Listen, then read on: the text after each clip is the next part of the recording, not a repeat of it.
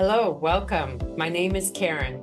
We're going to be going through a series of workshops that talk about just understanding how money works and just some money management in general.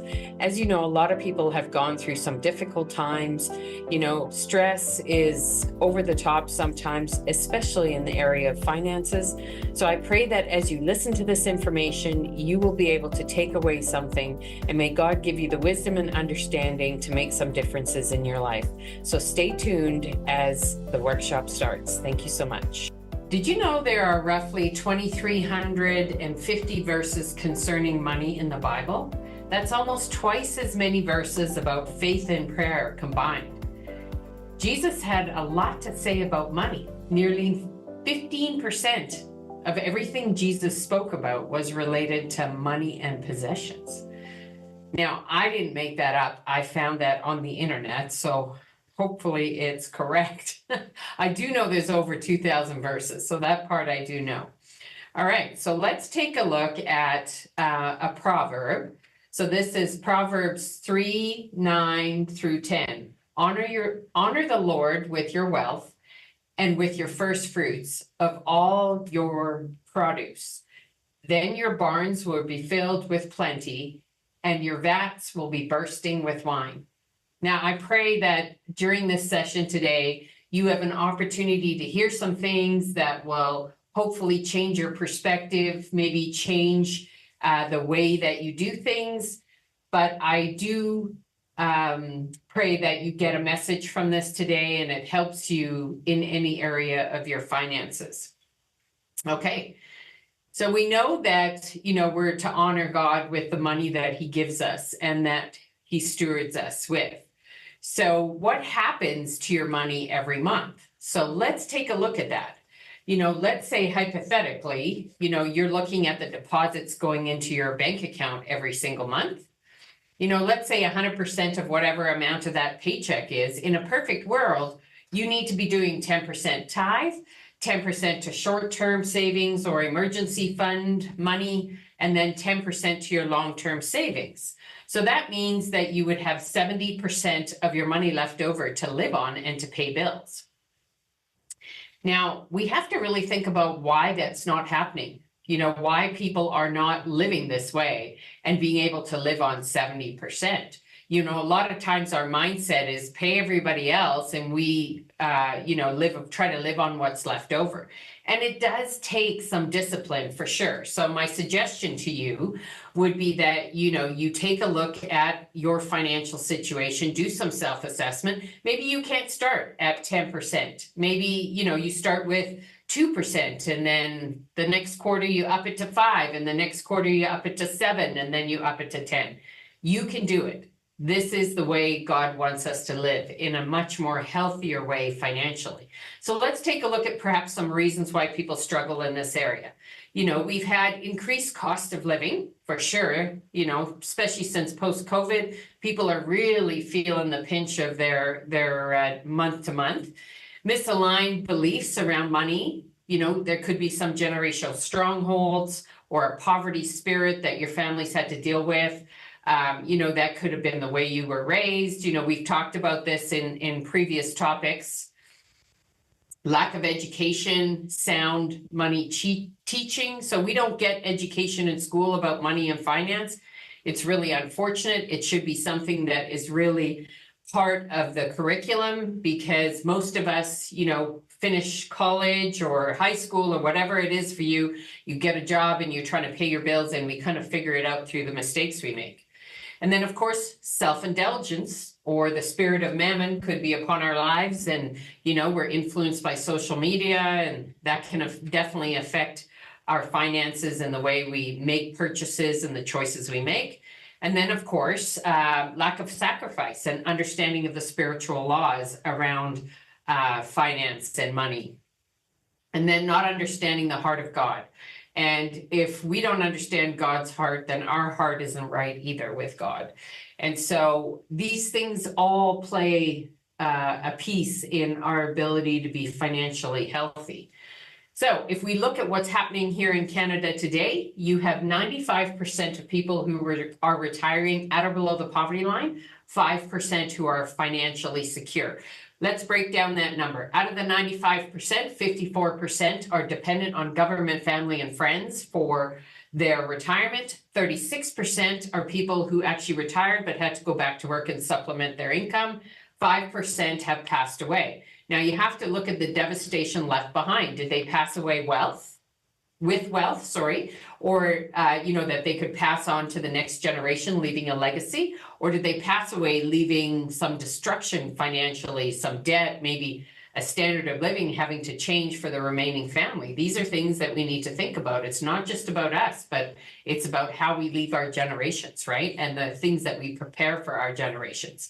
And then, of course, if we look at the 5% retiring financially secure, 4 of the 5% are considered okay.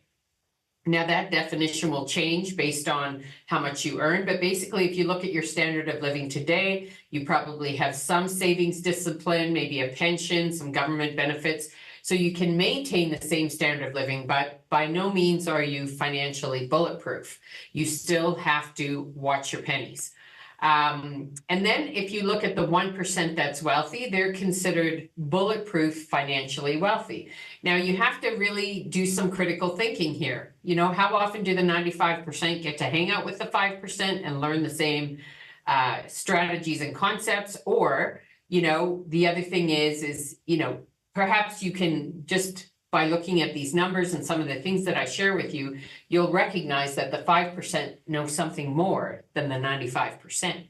So if you could educate yourself around money and finance, would you be better off? So let me just share some local statistics so you can kind of see what's happening. Put some funny faces in there just so that you can recognize the shock. But some of these stats are during COVID, right? So in April of 2020, the average savings for a retiree is about $152,000. 3 reasons millennials are being hit hard with economic hardship. Well, a survey said 1 in 4 felt that their debts outweighed their assets, and only 1 in 6 would say they'd have enough cash to cover a $400 emergency. So that is definitely an example of our millennials living paycheck to paycheck. And then if we look at some of the stats, 70% say that they would have 6 months or less of a financial cushion if their partner lost their primary source of income.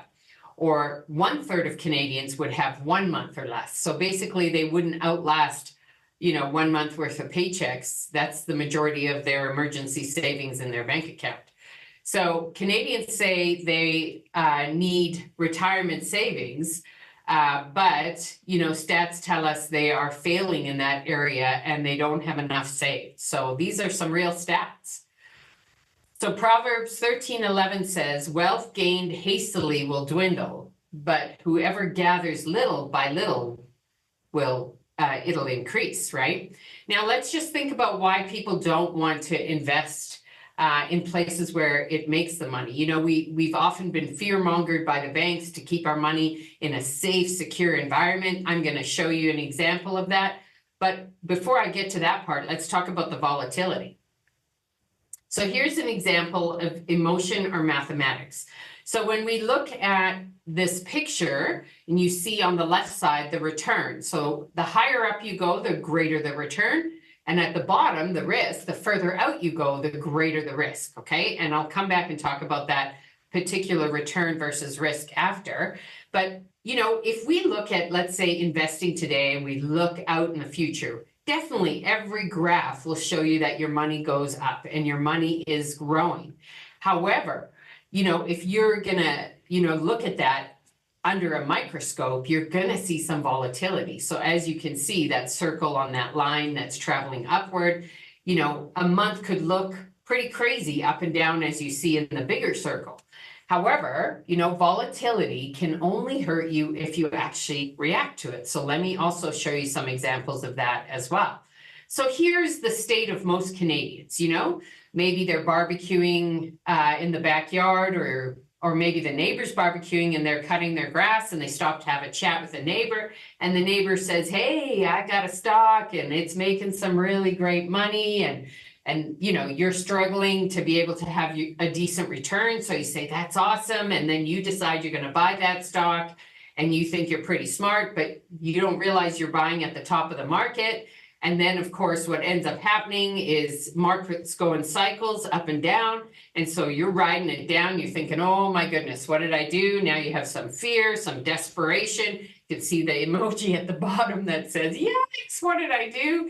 And then, of course, what happens at this point? This is your most depressed state. And most Canadians will say, oh, I'm never investing in the market again. They go pull out all their money. What happens with that money? Well, they take that money and they go put it back in that safe place in the bank. And guess what? The bank says, woohoo, maximum opportunity for me. And now they're going to take that big chunk of money that you put there, or the little chunk of money, and they're going to invest it in the market, and they're going to ride that market right back up. And so we make decisions backwards. Think about it. You shop for deals. When a price of toilet paper goes on sale through COVID, it was actually expensive, but supply and demand drives everything, right? But if you think about gas, we look for deals. Food, we look for deals. There's always something we're looking for savings costs. But when the market's down, instead of putting more money in, people are freaking out and they pull their money out. Well, what if you put more money in and then you rode that up? That's what the financial institutions do with your money. So things to think about. Here's an example of how we're fear-mongered. So when we have negative markets, that's all they talk about. And it makes people in North America so fearful, right? Or around the world, for that matter. So when you look at this example, that 0%, the blue line, you see all those negative rates of return, right? And some of them up to like 43%. And so that's what we're promoted, or what social media promotes, is what we call the bear markets, right? All the negative returns. And you can see that was from, I have to look at my screen a little closer, 1956 to 2019. And you can see some pretty drastic negative returns. So of course, that's what sells, well, in my day, newspapers, but that's what sells, and that's why people watch all the stuff on the news. What they never talk about is the bull market. Now, let me show you an example of this. So these blue squares above the line, the red marks are still there below the line, but the blue squares are the actual rate of return and the months in which those rates of return lasted, or the years. You can see that the blue bigger squares had greater return and lasted for a much longer period than the negative return. So if you think about every time when your investments drop and then you pull your money out at a negative spot on one of those red negative returns, you're missing all the growth and return on the way up. So these are really good examples to think about, well, how do I actually think about money? Well, let's look at it a little bit more close to home. Let's say you own a house that's worth $500,000, right? And then the real estate market crashes. Now, we heard about that in the US, in 2008, 2009, there was a real estate market crash. If you think about in Canada, Toronto and Vancouver are very expensive areas where homes are $1.5 million starting point, but perhaps for the rest of the world, we're related to 500,000. Okay, so let's say $500,000 and the market crashes. Okay, are you gonna sell your home? Are you just gonna liquidate it because it's worth less? So let's say it drops by 30%. That's $150,000. Now, are you gonna offload your home? No, of course not. How much have you lost? Well, nothing, because it would be crazy to sell your home in a down market, wouldn't it? Ding, ding, ding. We have to think about that. What about our investments? Don't sell in a down market. So I'm going to just teach you a couple of things in the rest of the presentation, and hopefully it plants some really good seeds for you that you think differently around money. So let's take a look at accumulation, wealth accumulation. So you can have money, you can have time, and you're going to make a positive or negative return on your money. The two things that we don't have any control over is inflation and tax. And so they come off of the growth of our money. And then the end result is the wealth or your assets as they accumulate. So let's give you a description of what your money could be doing in this wealth formula. So let's say you had $100, for example, and let's say you put your $100 in, in the US, they call it a CD, and here in Canada, they call it a Guaranteed Investment Certificate, a GIC, and in other parts of the world, it's basically like a guaranteed product, like a guaranteed rate of return or interest rate you're getting on that money, okay? So let's say hypothetically it's 1%. That means on your $100, you make $1. But you need to think about this. What about if you have to factor in inflation? Well, in the US and Canada over the last 40 years, inflation has averaged around -3%. Perhaps in other parts of the world, it's very similar. So now you have to think, okay, so does inflation affect my principal, my growth, or everything? No, it affects everything. It affects the purchasing power of your money. So you would have to minus off $3. And then let's say you're taxed at 30%. Depending where you live in the world, taxes can be hefty here in Canada as well. It's a little bit better in the US than in Canada, but let's say minus 30. So now what has your money actually done?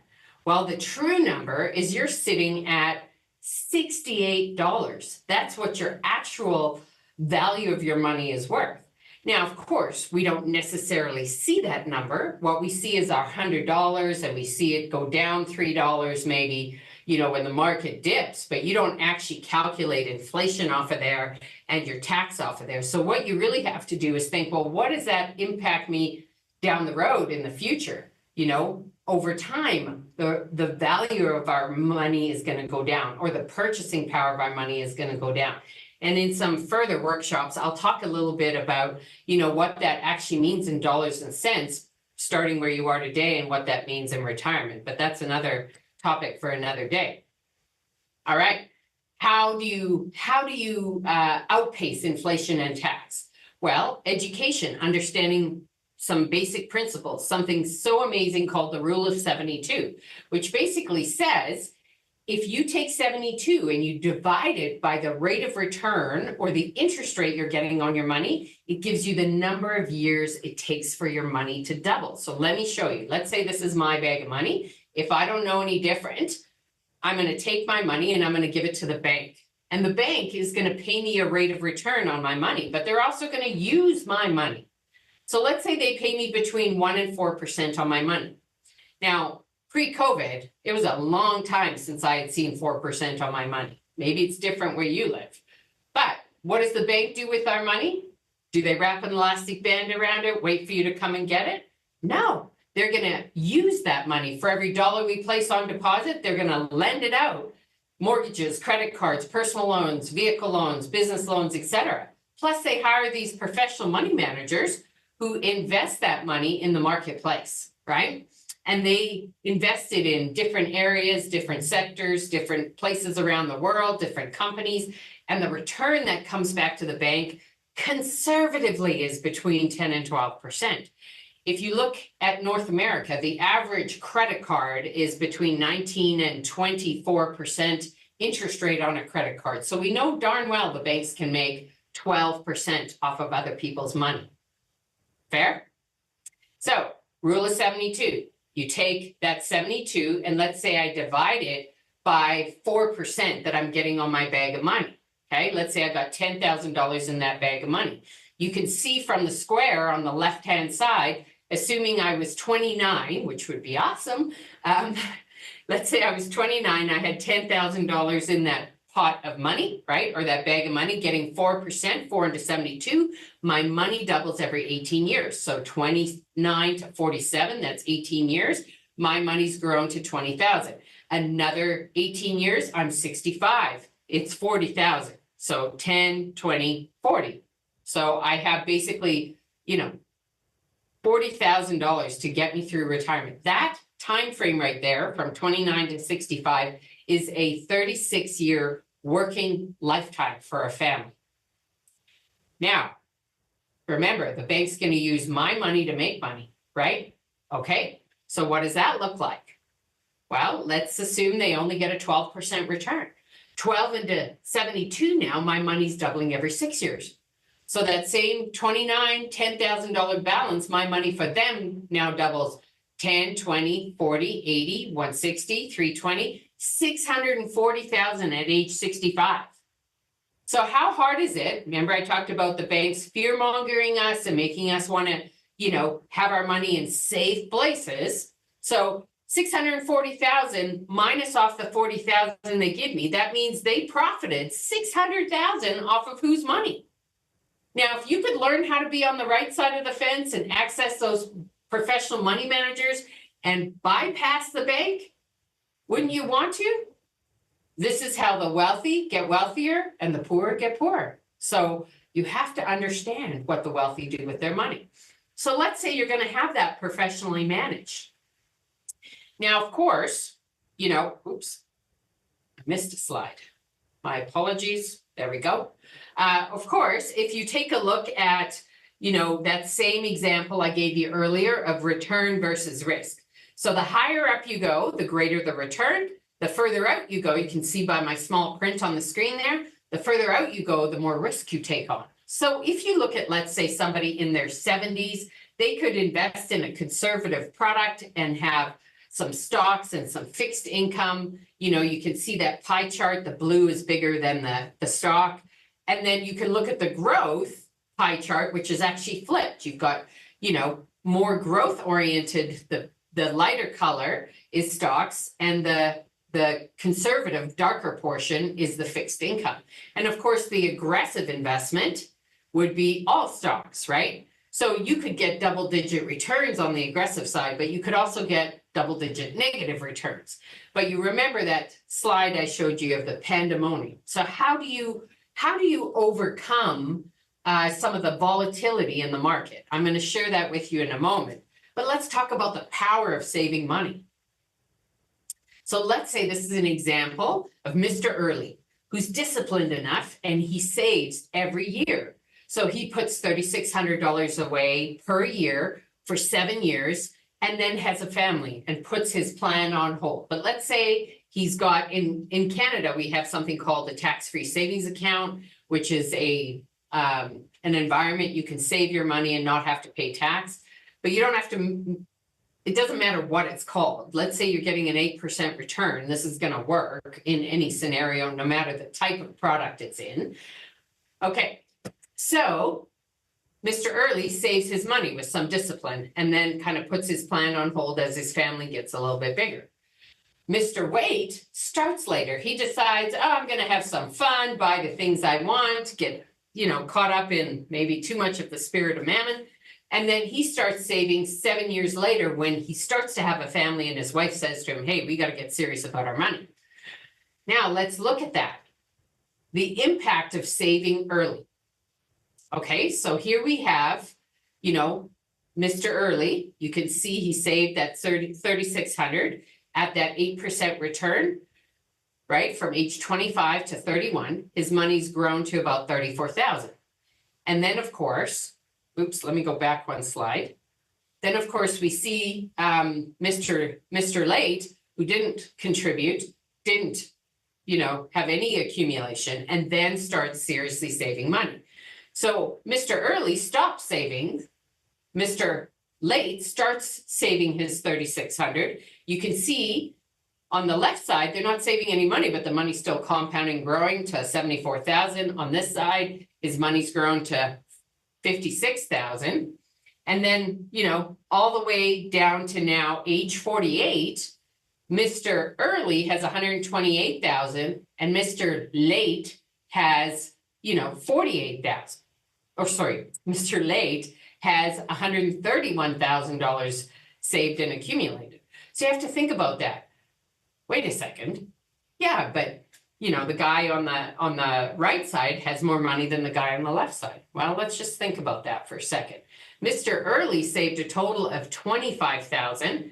Mr. Wait saved a total of $61,000 just for, $2,000 or $3,000 difference, right? So to me, who would you rather be, right?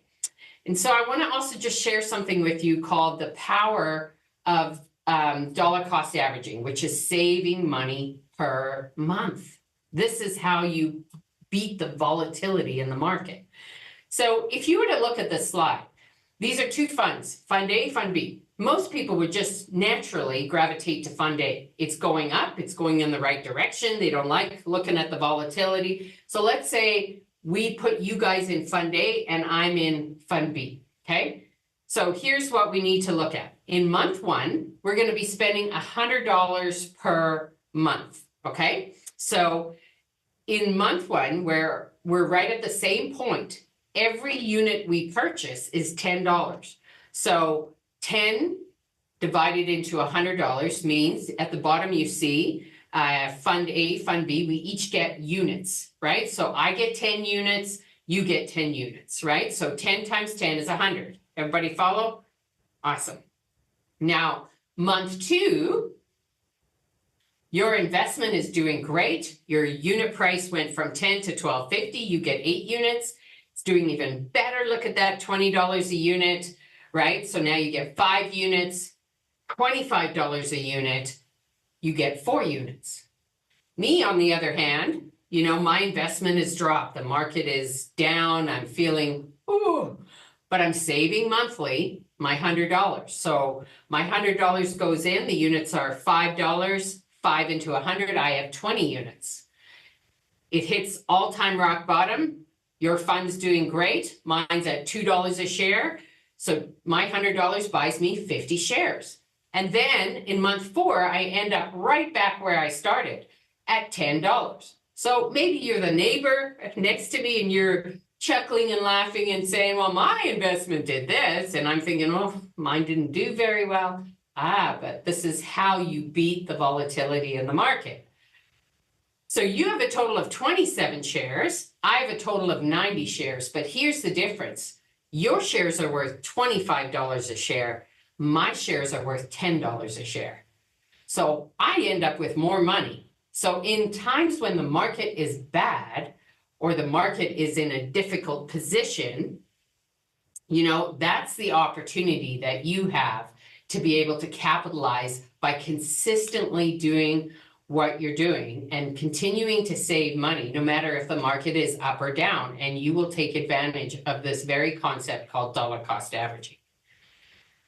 So Luke 14, 28 through 30 says, for which of you desiring to build a tower does not first sit down and count the cost, whether he has enough to complete it? Otherwise, when he has laid the foundation and is not able to finish, all who will see it begin to mock him, saying, this man began to build and was not able to finish. Now, I'm bringing that up because I want to just share with you that it's important that you put some sort of plan in place. It is important that you calculate what you need in retirement. It is also important that you stick to that plan. And I understand that there are seasons where life is tough, but then you got to be disciplined enough to get back onto that plan. Okay? So here's an example. How many of you would want to have $1 million? $1 million is not that much money today anymore. But if you were saving at an 8% return to accumulate $1 million, if you were in your 20s right now, you would have 40 years to save. So that's the top number you see there. So you would need to save $286 a month to be able to have that $1 million at an 8% rate of return. If you were in, let's say you're, well, I don't even want to think about the bottom numbers, but let's say you were in your 40s and you had 20 years to save. You can see the green bar. You'd have to save $1,600 a month. Or maybe you're in your 50s and now you're just thinking about it. That's the orange bar, 10 years till retirement. You'd have to save $5,500 a month. I'm not even going to talk about the red bar because that's depressing. But what does that mean? Well, if we go back to the stats, you have to think about this. What do the 5% know that you don't? What are the 5% doing that you haven't been doing? And this will show you that obviously, the 95% have procrastinated, they've bought things instead of planned, and they've, felt like they've had all the time in the world, and time runs out. And when you want to take advantage of your money growth, you need to have time on your side. So you have to think about, what is the risk for not starting a plan? When's the best time to start saving? Well, yesterday. So I just wanted to share those things with you. Thank you very much for spending the time with me today. And I'll look forward to sharing some more of those money concepts with you at a later date.